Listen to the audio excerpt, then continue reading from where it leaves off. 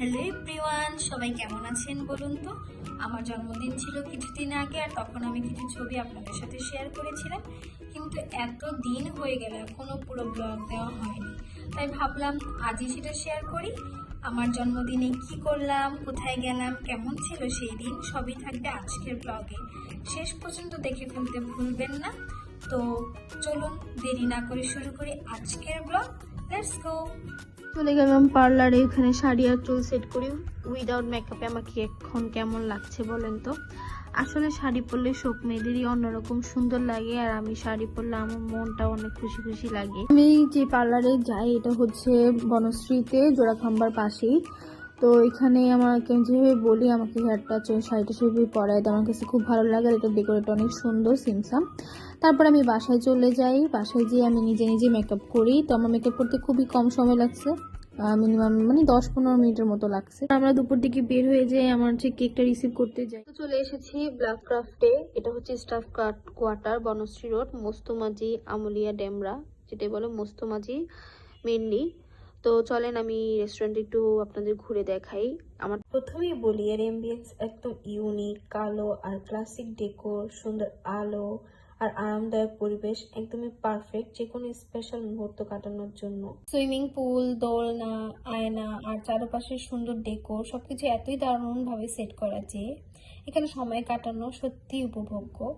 আর সবচেয়ে ভালো লেগেছে এই জায়গার রিল্যাক্সিং ভাইব। পরিবার, বন্ধু বা স্পেশাল কারোর সঙ্গে সময় কাটানোর জন্য এটা পারফেক্ট একটা লোকেশন আমি মনে করি। আমি সেদিন অনেক ছবি ভিডিওস নেই, আমার কাছে তো খুবই ভালো লাগে। তো আমার মনে হয় যে না, আমার আসলে একটা পারফেক্ট একটা প্লেসে আসতে পারছি, কারণ সুন্দর একটা জায়গায় যদি না আসতে পারি, যদি না হয় তখন ভালো লাগে না, আসলে জমে না আসলে ব্যাপারটা।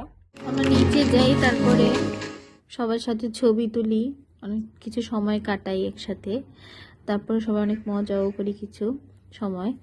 তারপরে হচ্ছে এখন যেহেতু দুপুরবেলা খাওয়া দাওয়া করবো আমরা সবাই একসাথে, তো খাবার চলে আসছিল। তো আমি কোন প্লেটার নিছে বা কি করছে সেটা আমি এখন বলতে পারতেছি না, কারণ আমি দেখি নেই, অর্ডার দিছে, আমি খাইতে বসছি। তো খাবারের যদি রিভিউ আমি দিয়ে অনেস্টলি দিব, প্রত্যেকটা মানুষের খাবারের স্বাদ আলাদা।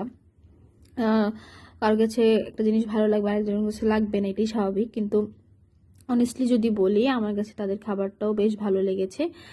আমি অনেক জায়গায় শুনছিলাম যে খাবার হয়তো অত ভালো না, কিন্তু আমার কাছে আমি যেটা খেয়েছি আমার কাছে খুব ভালো লেগেছে। আর একটা কোনো কিছু নিলে মনে হয় বেশিরভাগই সেগুলো ভালোই হয়, খারাপ হয় না।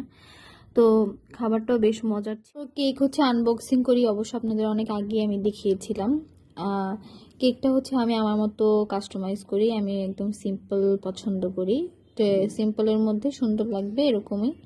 তো কেমন হয়েছিল সেটা অবশ্যই জানাবেন। তো কেক নিয়ে একটু রংচং করতেছিলাম। দেন আমরা সবাই মিলে এখন কেক কাটবো। এখানে আমার সব ফ্যামিলি মেম্বার্সরা আছে, আমার আম্মু, ভাইয়া, ভাবি, তারপর আমার কাজিনস, ভাগনা ভাগ্নি, মানে সব ফ্যামিলি নিয়ে আছে আমি বার্থডে সেলিব্রেটটা করি।